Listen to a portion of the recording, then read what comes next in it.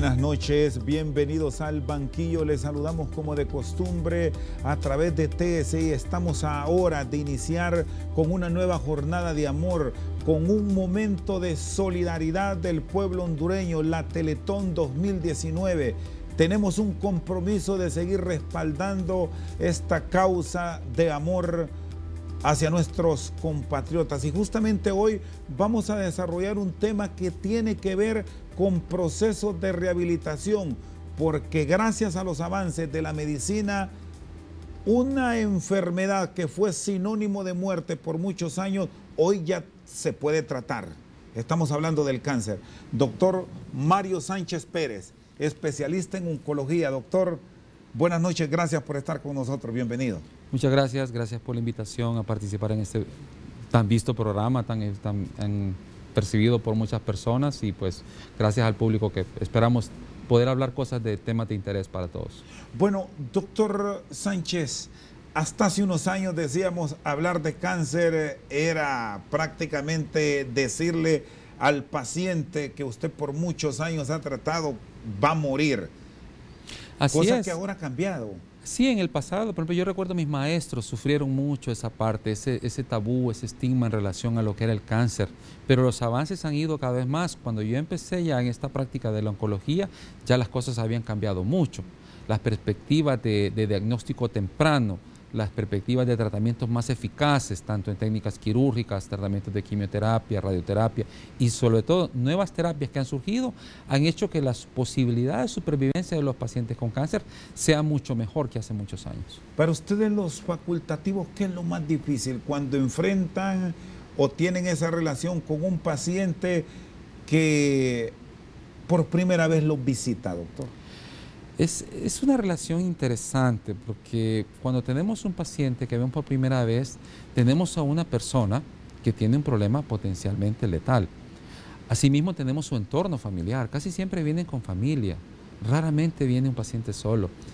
Y tener que darles una noticia de que tienen una enfermedad difícil, que requiere un tratamiento largo, con potenciales secuelas, uno tiene que aprender a cómo dar estas noticias para que el paciente vea, no solo sepa su diagnóstico, sino cuáles son las posibilidades que tiene. ¿Qué es lo más complejo en esa relación? Porque me dice que muchos van con sus parientes, otros lo hacen directamente con el oncólogo, que es el especialista, sin ninguna remisión. Mire, uno tiene que participar en lo que es un acompañamiento, ¿verdad? Porque uno da una mala noticia, es impactante. La mayoría de los pacientes, depende de cómo uno le ofrezca la situación, podrán ver con optimismo, pero también debemos ser realistas y conscientes a los pacientes, no vender ilusiones. Tenemos que decir al paciente cuáles son sus posibilidades y en base a eso hablar con el paciente y llevarlo a un camino. Ellos deben entender que un tratamiento contra el cáncer va a requerir primero un equipo de médicos. Raramente un médico solo va a hacer todo, generalmente somos un equipo de médicos, el oncólogo clínico, el radiooncólogo, el cirujano oncólogo, el ginecólogo oncólogo, el radiólogo, el patólogo es crucial y muchos otros servicios auxiliares que tenemos, psicología, nutrición, cuidados paliativos, las mismas terapias de rehabilitación pueden funcionar. Entonces es todo un gran equipo el que se necesita a la hora de tratar a un paciente con cáncer para llevarlo con éxito a la resolución de su enfermedad. Bueno, no es una consulta común como la de otro galeno. No, es una consulta que debe dedicarle tiempo, concentración, atención y sobre todo, una de las cosas que uno aprende a ser compasivo con la persona que tenemos enfrente. Tenemos que ser empáticos. Sabemos que está en una situación difícil y uno busca que esta persona sepa que no está sola en este proceso, sepa que tiene su familia, sepa que tiene una institución, sepa que tiene un médico que va a estar pendiente y preocupado de su situación y de cómo resolverlo. Este es un padecimiento, doctor, que se enfrenta sin una edad puntual, como puede ser un niño, puede ser un adulto, un joven. Todos estamos expuestos a padecer algún tipo de edad. El cáncer no entiende de edad, desde niños, bebés, niños pequeñitos, jóvenes, adolescentes, adultos mayores, ancianos. No reconoce género, hombres y mujeres por igual. No reconoce condición socioeconómica. Hay pacientes con condiciones paupérrimas, condiciones de clase media, pacientes con mucho dinero. y todos iguales vamos a estar expuestos a padecer de algún tipo de cáncer. No reconoce religión, no reconoce ideología. Todos podemos en un momento dado padecer de algún tipo de cáncer. ¿Y en el país qué establecen los estudios de ustedes como especialistas? ¿Dónde está la más alta incidencia y dónde deben existir programas mucho más puntuales, no solo para el tratamiento? Lo ideal sería la prevención. Así es. Por ejemplo, hablando de cáncer en la mujer, desafortunadamente tenemos un exceso de casos de pacientes con cuello uterino. El cáncer de cuello uterino es el cáncer más común que tenemos en nuestro medio. Correspondería, si nos pusiéramos a ver, casi el 30% de todas las mujeres con cáncer en Honduras pueden padecer perfectamente cáncer de cuello uterino. En segundo lugar, cáncer de mama. Y ambos, unos pueden ser prevenidos o detectados tempranamente con una alta posibilidad de curación. En el hombre, el más común es cáncer de próstata, que mucho tiene que ver con el proceso de envejecimiento de las personas, pero tenemos la detección temprana a través de lo que es el antígeno prostático específico o PSA y lo que es la exploración rectal digital, que es un poquito más complicada en nuestro medio cuando hablamos de eso. En este caso, con atención de prevención, ¿se pueden curar? Cáncer de cuello uterino, si tuviéramos programas eficaces en la detección temprana, tendríamos muy pocos casos. Por ejemplo, hablemos en el resto del mundo. En países donde se realiza la citología cérvico-vaginal en forma sistemática, el 100% de la población femenina, disminuyeron la tasa de mortalidad por cáncer de cuello uterino en un 70%. En Estados Unidos el cáncer de cuello uterino no es una causa más importante. En nuestro país las coberturas, si incluimos lo que hace el Estado, Asomplafa, instituciones públicas y privadas, médicos privados, no cubrimos más de un 20-25% de las mujeres que deberían hacerse. Entonces tenemos una gran cantidad de mujeres que llegan a tener cáncer que podíamos haberlas detectado antes y curado antes siquiera de que tuvieran el cáncer. Muchos asocian este padecimiento de cáncer en las damas hasta por asuntos de pena, de cultura. ¿Se ha ido superando eso, doctor Sánchez, sobre todo cuando vemos hacia la zona rural por el comportamiento y la relación de padre-hijo que se da? Fíjese que en las mujeres ha ido cambiando, la mujer ha evolucionado su pensamiento grandemente y tenemos mujeres, una mayor cantidad de mujeres a hacerse o dispuestas a hacerse una citología cervicovaginal que de hombres a hacerse una exploración rectal. Si hay influencia cultural, claro que sí. En algunas comunidades son más reservadas para hacerse estas cosas, pero también en las comunidades más reservadas suelen tener también menos incidencia de cáncer de cuello uterino. Yo recuerdo, por ejemplo, tuvimos experiencias en las comunidades lencas en la zona de Intibucá. Andábamos haciendo brigadas médicas y recuerdo que cuando fuimos, los líderes comunitarios nos dijeron, viene citología, ya habíamos hablado, socializado, pero ya puestos ahí, médicos varones dijeron, ustedes no van a examinar. Solo las doctoras hicieron citología. Nosotros andábamos de secretarios. ¿Qué encontramos? Cáncer de cuello uterino, no encontramos un solo caso, porque son poblaciones muy conservadoras, muy monógamas. La promiscuidad es muy baja en esos lugares. Afortunadamente para ellos es muy baja por su tipo cultural. En otras culturas, en otras sociedades, la promiscuidad es mayor, el riesgo de infección por virus de papiloma es mayor y por ende el riesgo de cáncer de cuello uterino es mucho mayor. ¿Cómo están los índices de muerte en este caso? ¿Se han logrado medir, doctor, hacia las mujeres? Mucho depende del estadio clínico. Fíjese, el cáncer de cuello uterino, si lo encontramos en etapas precancerosas, llamémosle, lo que son las neoplasias interepiteliales, displasia le decíamos antes, la curación, si se trata bien, es un 100%. En etapa 1, un 90-95%, etapa 2, un 70-75%, etapa 3, 40-50%, etapa 4, un 10 a un 15% van a estar vivas a los 5 años. Eso quiere decir que mientras más temprano detectemos la enfermedad, mayores posibilidades tenemos de curar a una mujer. ¿Y el Estado cómo está con los programas? Porque ya me señalaba que hay personas que lo pueden padecer, hablando de las mujeres, que tienen la capacidad económica para enfrentar su tratamiento con médicos privados. Pero ¿qué del humilde, del que también está expuesto y requiere de la atención médica del gobierno? Creo que la mayoría de los colegas estamos conscientes que la necesidad es mucha de invertir más en programas de detección temprana. La cobertura sigue siendo baja, pero las inversiones se tienen que hacer a un corto, a un mediano y a un largo plazo, establecer políticas fuertes de gran inversión. Una de las cosas que ha resultado ahorita, pero es una apuesta a futuro, es en cuanto a la prevención, es el uso de la vacuna contra el virus de papiloma humano. Ese es algo que es novedoso en algunos países, nosotros la tenemos ya disponible. Afortunadamente el Estado la está aplicando gratuitamente a todas las niñas a los 11 años. Pero, ¿qué pasa? Este efecto lo vamos a ver dentro de unos 20 a 25 años en la disminución de cáncer de cuello uterino. Mientras tanto, la detección temprana debe ser reforzada. Está con nosotros esta noche al banquillo el doctor Mario Sánchez Pérez, especialista en oncología. Una pausa y ya regresamos. Ya las unidades de cobalto en muchos países ya no se están usando. Y de hecho los organismos internacionales ya promueven que vayamos dejando las unidades de cobalto. Cambiarlo por equipos de acelerador lineal de energías varias para poder tratar un mayor número de pacientes y poder tratarlos con menor riesgo de complicaciones. Se focaliza más la atención. Se focaliza más el tratamiento. Podemos tratar con mayor precisión un tumor con menores efectos secundarios y menores complicaciones o daños a los órganos circundantes.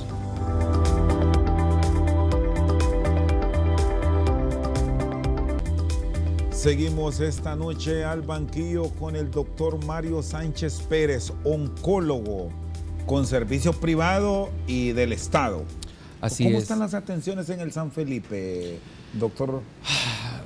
Desafortunadamente tenemos una gran cantidad de pacientes que cada vez por su situación económica están requiriendo su atención pública. Entonces los servicios están abarrotados, desbordados. El hospital cuenta con médicos especialistas en todas las áreas, pero la gran cantidad de pacientes hacen que de repente ya no sea suficiente. Por ejemplo, en el área de radioterapia, que es donde su servidor está, contamos con 3 especialistas, tiempo completo, pero no, la atención para ver primera vez un paciente es rápida. Nosotros nos llega un paciente, si no es el mismo día, un día, 2 días lo estamos viendo en consulta médica, la primera vez. El problema está cuando ya le decimos necesita tratamiento con radioterapia. Las unidades de tratamiento para radioterapia están abarrotadas de pacientes que los tiempos de espera son desafortunadamente excesivos.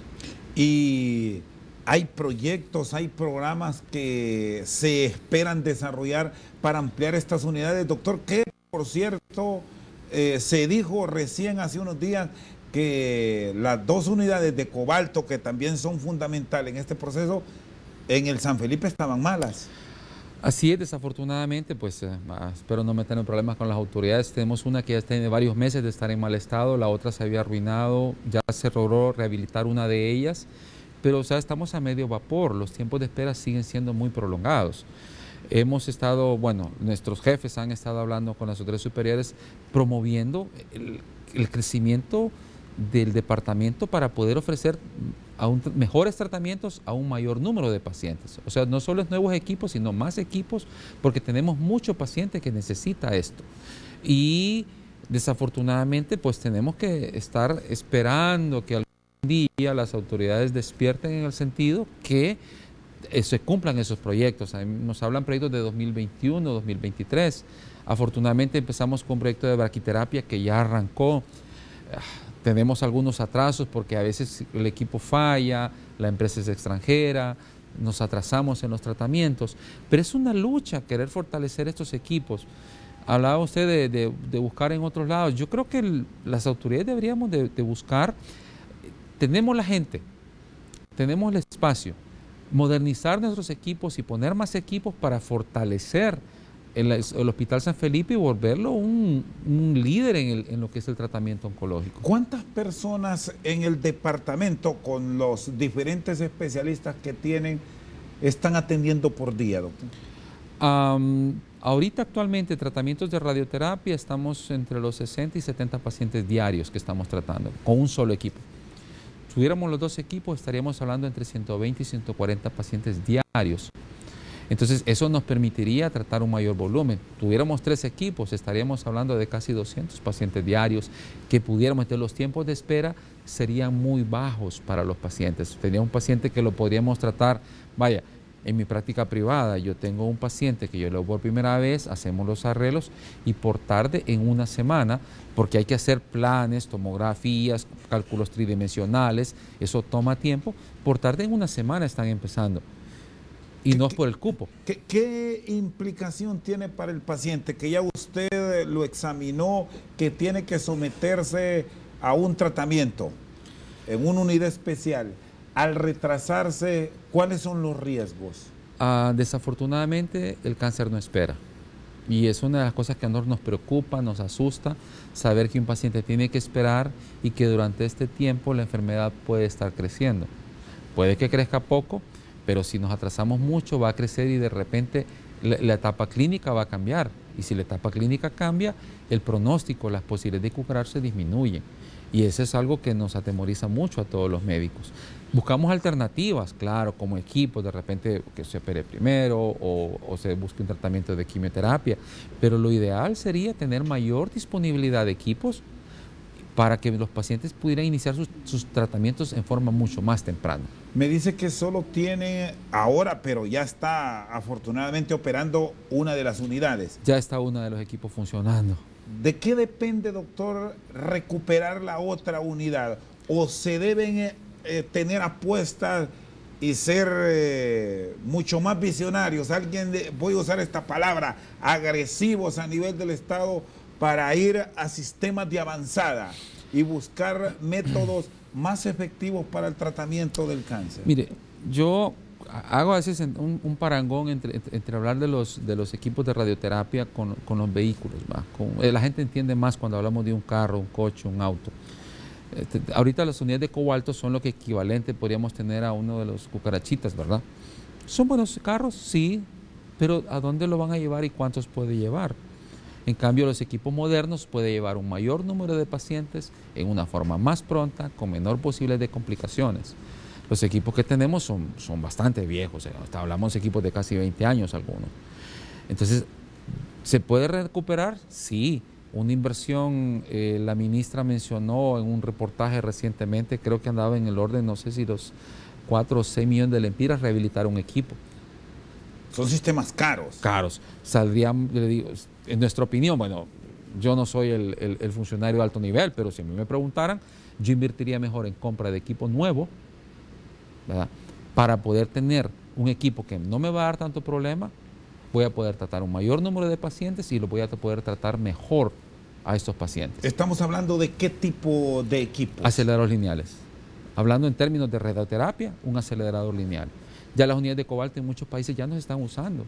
Y de hecho los organismos internacionales ya promueven que vayamos dejando las unidades de cobalto. Cambiarlo por equipos de acelerador lineal de energías varias para poder tratar mayor número de pacientes y poder tratarlos con menor riesgo de complicaciones.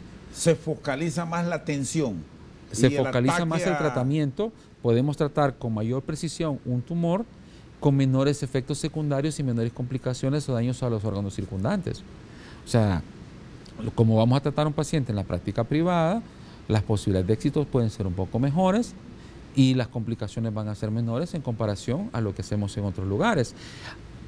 Que conste, en el Hospital San Felipe hacemos lo mejor que podemos con lo que tenemos, pero tenemos limitantes que pudiéramos ponernos a niveles competitivos si tuviéramos equipos más novedosos, y más en modernos. Cuanto a los fármacos, ¿cómo se ha avanzado? Que este es otro aparte que también es uno de los grandes retos en medicina oncológica, doctor.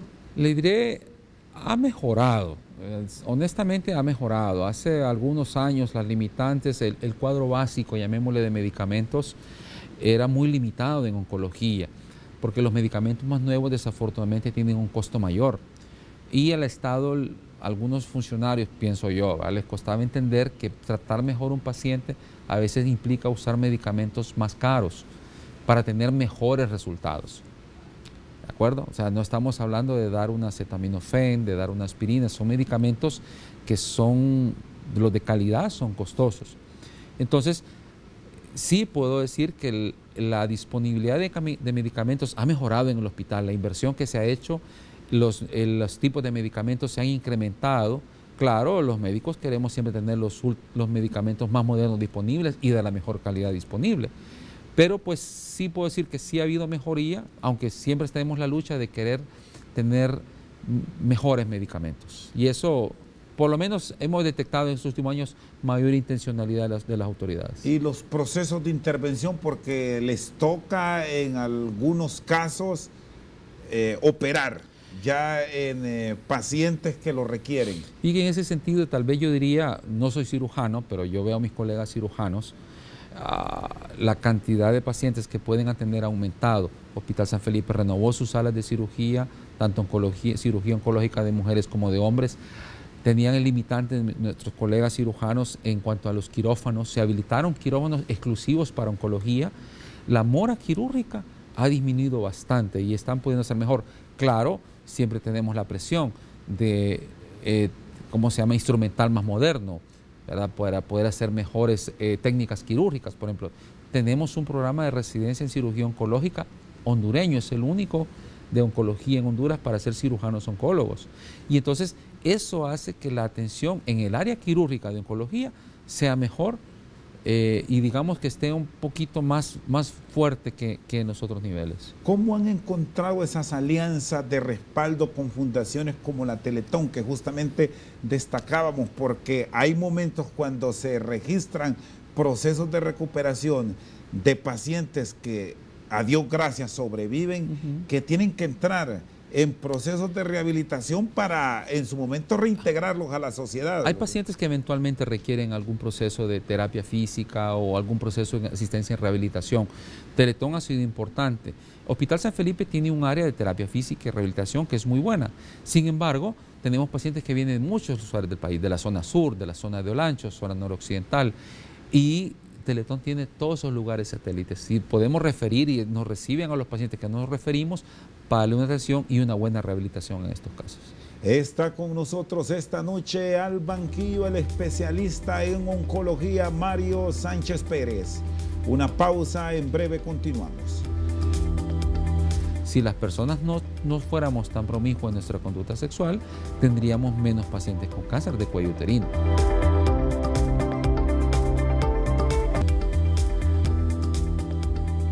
Seguimos esta noche al banquillo con el doctor Mario Sánchez Pérez. ¿Hay zonas puntuales donde se tiene la mayor concentración de pacientes, doctor Sánchez? Bueno, de lo que podemos ver, no hemos hecho estudios estadísticos asociados a regiones, pero pues por las agrupaciones poblacionales podemos decir que los focos de mayor concentración de pacientes son Tegucigalpa y San Pedro Sula. Y como los centros de atención están ahí, nosotros recibimos pacientes referidos de prácticamente toda la República. ¿Por qué estamos padeciendo tanto de cáncer en Honduras? Los promedios hablan de alrededor de 10,000 nuevos pacientes padeciendo algún tipo de cáncer por año. ¿Son válidas estas estadísticas? Son datos no oficiales, pero sí son muy aproximados a lo que podemos ver cuando hablamos nuestros colegas oncólogos de lo que vemos en las diversas instituciones. La sumatoria nos da más o menos en ese rango.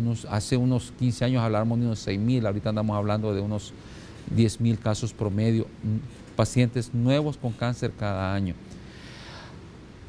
Desafortunadamente, muchos de ellos pudieran ser de alguna manera prevenibles o detectados tempranamente.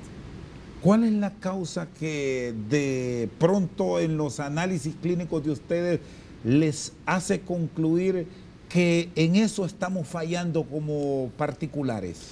Yo creo que tiene que ver con estilos de vida. Estilo de vida porque, por ejemplo, le menciono, cáncer de cuello uterino, tenemos un exceso causado por virus de papiloma humano.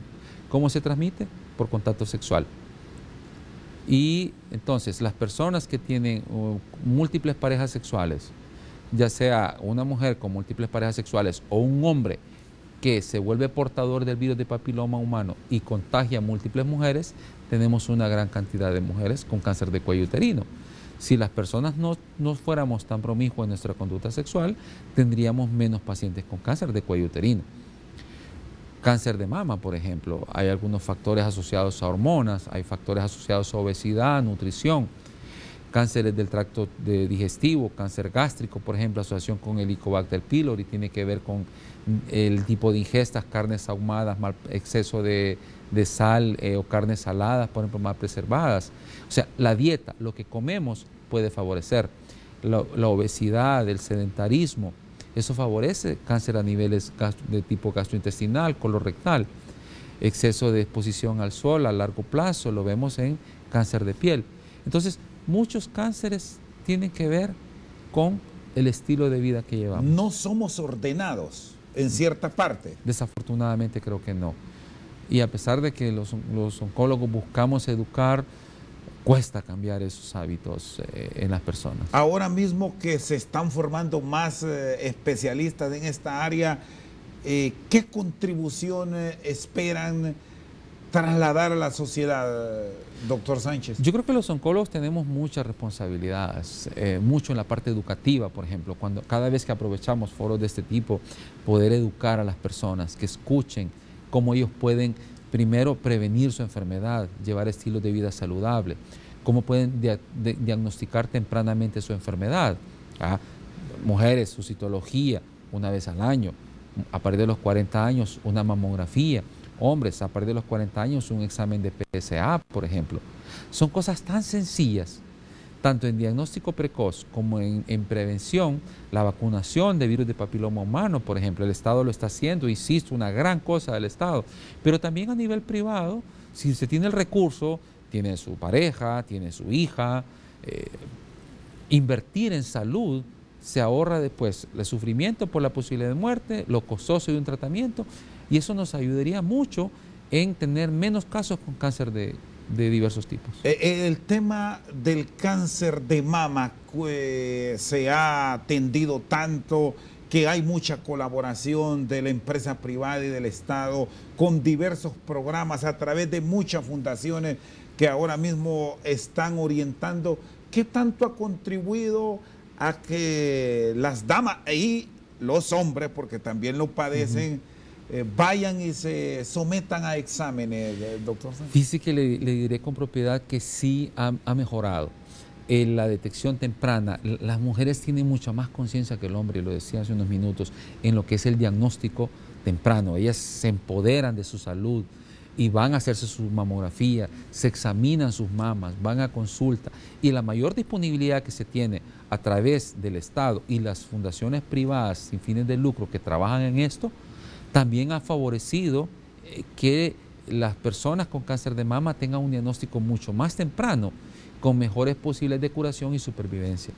Eso ayuda mucho. Yo creo que promover eso, insistir, no quitar el dedo en la llaga en la educación, y que las mujeres vayan a hacerse los exámenes, citología y mamografía, eso va a ayudar mucho en tener más personas sanas. ¿Es exclusivo solo para personas, y en este caso damas, que son las que mayor se ven afectadas? El porcentaje de hombres es muy bajo, doctor Sánchez. Visitar a los médicos después de los 40 años, o con estos cambios que ahora estamos registrando, con tantos problemas que vivimos en este mundo, se ha descubierto que afecta incluso a personas jóvenes. Claro, claro. Cáncer de cuello uterino, por ejemplo, nosotros recomendamos al inicio de su vida sexual, hágase su citología, vaya a su médico, un chequeo anual, una citología una vez al año, que aprendan a examinarse sus mamas desde jóvenes, y ese examen lo hacen ellas periódicamente, van a su médico una vez al año, la disciplina de ir al médico una vez al año, por lo menos, eso puede ayudar a salvar muchas vidas, porque el médico revisa, hace estudios adicionales, pero esa disciplina la mujer la tiene más que el hombre. ¿Y en el tema del cáncer de mama? También el examen clínico de mama, el médico que examina las mamas periódicamente, las brigadas que son muy Pero comunes, no hay que esperar los 40, se puede hacer. No, al inicio de vida sexual, hay chicas que empiezan a los 16, 18 años, que empiecen a hacer la citología a esa edad. Mire, en nuestro medio, el inicio de vida sexual es tremendo cómo a edades más tempranas las mujeres se van involucrando en actividades. Ahora, bueno, vimos los dos temas de cáncer que más afectan a las damas. Ahora del hombre. Seguimos con el machismo. Ahora que está el PSA o un examen de sangre para detectar si hay problemas de próstata, como que van más. Esa es una lucha, crear conciencia, y los hombres vamos muy atrasados en las mujeres en la detección precoz. La exploración rectal digital es un examen de bajo costo, pero mentalizar a las personas, a los varones que se hagan ese examen, hay mucha resistencia. El advenimiento del PSA nos ha ayudado mucho, porque entonces uno le dice, hágase un PSA. ¿Qué es? Es un examen de sangre. Prefieren pagar un examen que hacerse el tacto rectal, pero por lo menos se hacen un PSA y nos ayuda mucho en detección precoz. ¿Y qué tan seguro es el PSA? Porque hay algunos colegas suyos y ustedes entre médicos con frecuencia conversan, no son muy dados a creer en el mismo y recomiendan el tacto rectal, que es ahí donde se genera, doctor, es que mire, el gran problema de los varones. Lo importante es tener claridad en eso. El PSA nunca da el diagnóstico. El PSA es como una bandera, es un marcador. Cuando se eleva, uno dice hay que hacer más. Hay que hacer examen clínico, un tacto rectal, hay que hacer probablemente un ultrasonido, hay que hacer probablemente una biopsia. El PSA lo que me dice es, me levanta una alerta. Mientras el PSA está bajo, las posibilidades de desarrollar un cáncer son mínimas, no cero, mínimas. Pero es la mejor posibilidad de encontrar pacientes en etapas tempranas sin tener la resistencia natural de ellos de hacerse un examen rectal. ¿Cómo hacerle cambiar la mentalidad a los varones cuando ya toca hacer un examen tacto rectal, que al final genera una mayor garantía para los médicos? La mente cambia, o sea, cuando una persona tiene un PSA normal, convencerlo un PSA, lo van haciendo, cuando ya hay una alteración en el PSA, ya sea porque se elevó un poco o ya sea porque es francamente anormal, uno le explica y ya el paciente, ya ante la convicción de que sí puede haber algo serio, ya lo acepta sin mayor renuncia. Pero un paciente que por demás esté sano, decir, vamos a hacer una brigada de detección temprana de cáncer de próstata, examen rectal a todos los varones, no van a llegar. Hay que ser honestos, no llegan. Aquí es extraño porque ni de gratis van. Hacemos una brigada de citología cervicovaginal y examen de mamas, tenemos filas y filas de mujeres dispuestas a hacer una citología, que hay más pudor en eso. Cuando han hecho este tipo de experimentos con los varones, ¿qué registros tienen? Cuando más les llegaron. No llegan. No llegan. Van a pasear prácticamente. Sí, no funciona una campaña en hacer examen rectal. Ofrecer PSA es más efectivo porque, sí, un examen de sangre sí me dejo, dice. Y ahí se acepta. Pero examen rectal, todavía nos falta mucho que el hombre tome conciencia de la importancia de un examen barato. ¿Cuál es el costo de un examen de esto? Ya es rápido. Un guante. Porque se hace con guante. Es todos. Y es rápido. Es rápido. Un minuto. Uno puede hacer una buena exploración rectal. ¿Y a partir de qué edad ya ustedes lo recomiendan que para los caballeros debe ser una vez al año permanente? A partir de los 40 años. Antes de los 40 años, cáncer de próstata es rarísimo, extremadamente raro. A partir de los 40 años se justifica hacer el examen rectal digital y el PSA. De hecho, en unos países, por ejemplo, si nos podemos hablar de Estados Unidos, cosa que no vamos a poder aplicar en nuestro medio, ya ellos inclusive están dejando de hacer tanto PSA porque tenían mucho diagnóstico tan temprano que decían, no, mejor no lo vamos a hacer. Aquí tenemos que más bien promoverlo porque la cantidad de pacientes que se nos escapan de detección temprana es muy alta. Pero lo vemos nosotros. Cuando la gente se está haciendo su PSA, la posibilidad de diagnóstico temprano es mucho mejor y la posibilidad de un tratamiento eficaz también es mucho mejor. Doctor, y muchas veces se puede padecer de cáncer de próstata por vejez. ¿Cómo están esos datos? De hecho, es que el factor de riesgo más importante de cáncer de próstata, bueno, aparte de ser hombre, porque solo los hombres padecemos de cáncer de próstata, es el hecho de que a medida que envejecemos, las células de la próstata van también envejeciendo y van degenerando. Y el riesgo de padecer de cáncer de próstata se va incrementando con la edad. A medida que envejecemos, el riesgo de padecer de cáncer de próstata aumenta. Pero si se detecta 60, 70 años, quitan y las posibilidades de curación son muy altas. Y dependiendo de los tratamientos, puede ser cirugía, puede ser radioterapia, puede combinarse con tratamientos hormonales.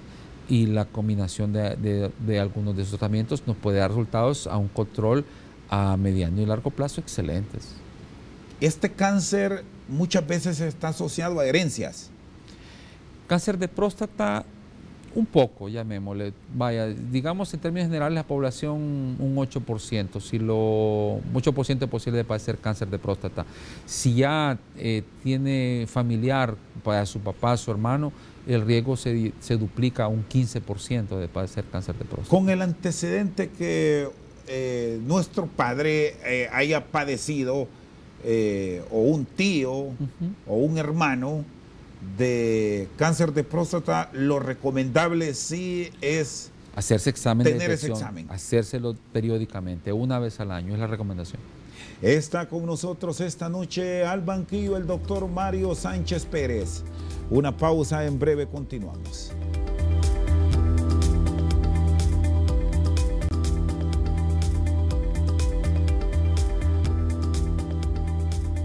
Seguimos esta noche al banquillo conversando con el especialista en oncología Mario Sánchez Pérez, a minutos para que inicie la gran obra de amor 2019, Teletón, una nueva jornada de amor a la cual todos los hondureños estamos listos seguramente para tener ese desprendimiento. Así es que les invitamos todos a seguir las transmisiones a través de la televisión y la radio, porque van a ser muchas horas de amor que compartir.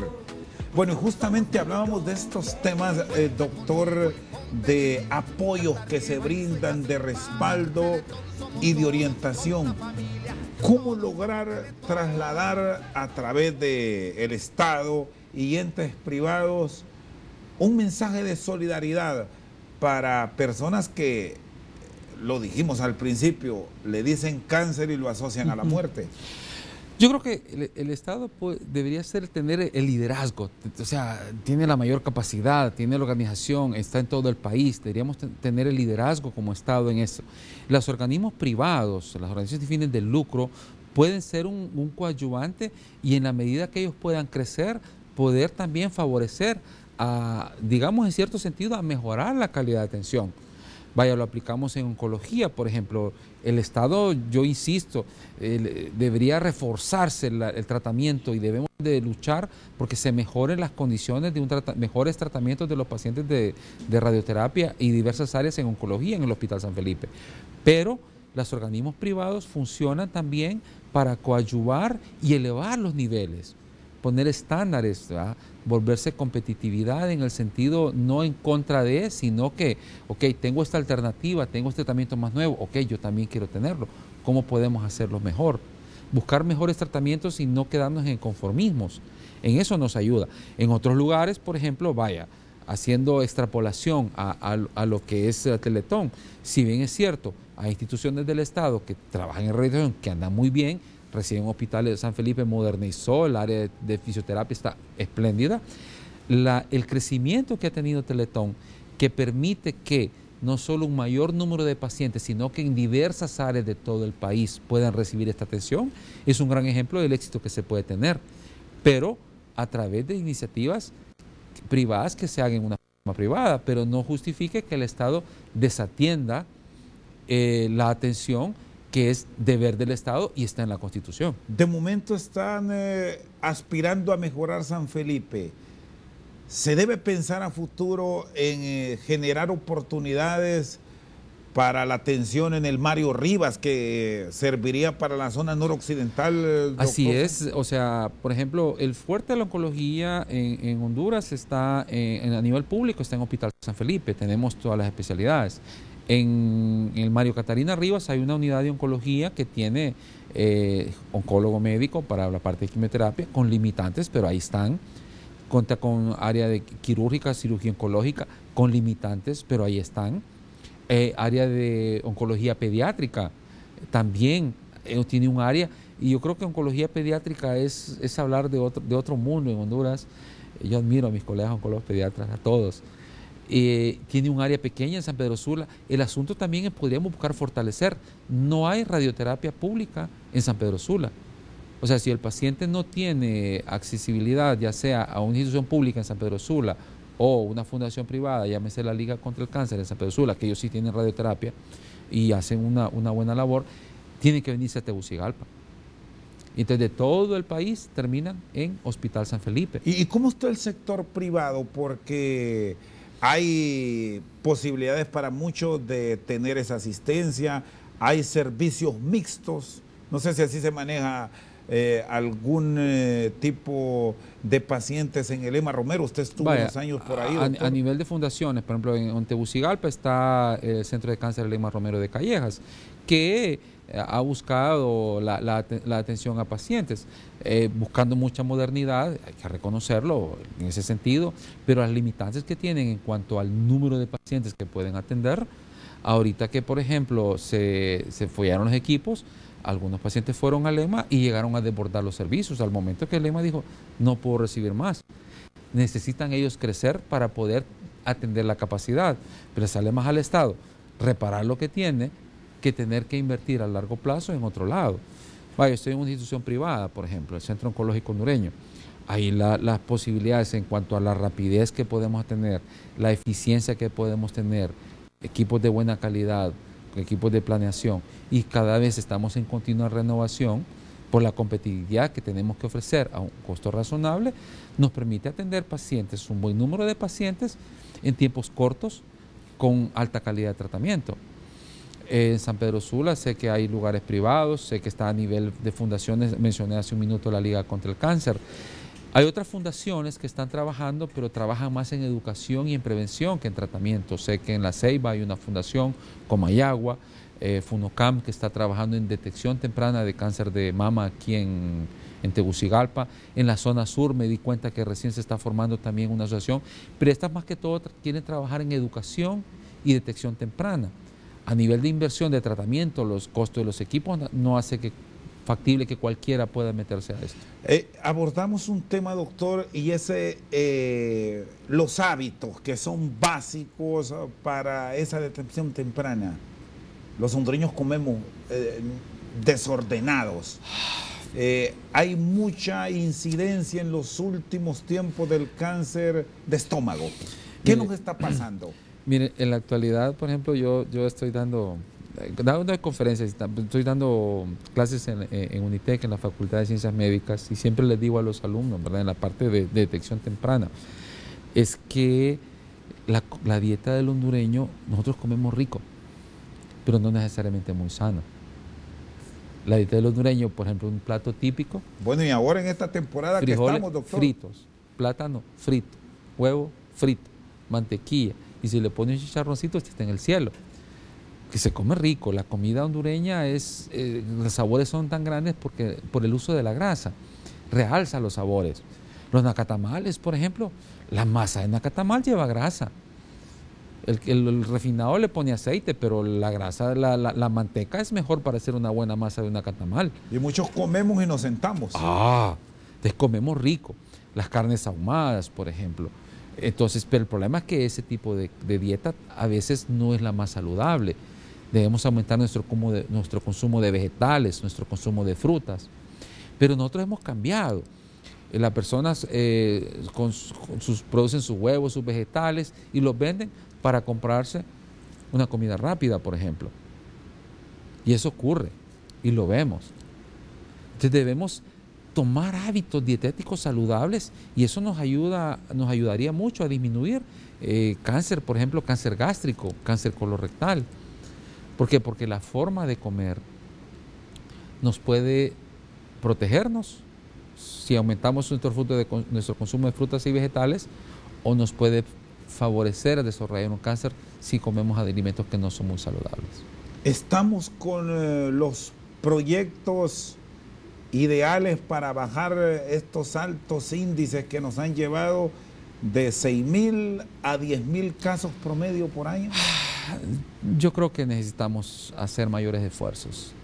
Necesitamos, bueno, yo soy oncólogo, yo creo que mi prioridad es la oncología, pero yo creo que el Estado debería buscar cómo priorizar más o darle más énfasis en tratamientos oncológicos, tanto en educación, detección temprana, como tratamientos, porque la gran cantidad de pacientes que tenemos ya con cáncer, tenemos que darles una respuesta, y eso se hace con mejores medicamentos, con mayores especialistas, con mejores equipamientos, pero también ir trabajando en educar a las personas y en buscar medidas de detección temprana, y hay que fortalecer e invertir en eso, si no vamos a tener cada vez un mayor número de pacientes con cáncer y no vamos a darles los tratamientos óptimos para resolverlos. Doctor Sánchez, le agradezco. Feliz noche. Privilegio, gracias. Buenas noches. Con nosotros esta noche al banquillo el oncólogo Mario Sánchez Pérez. Ya en breve con ustedes para seguir hablando de esperanzas de vida, la jornada de amor que inicia con la Teletón. Por su sintonía, muchas gracias.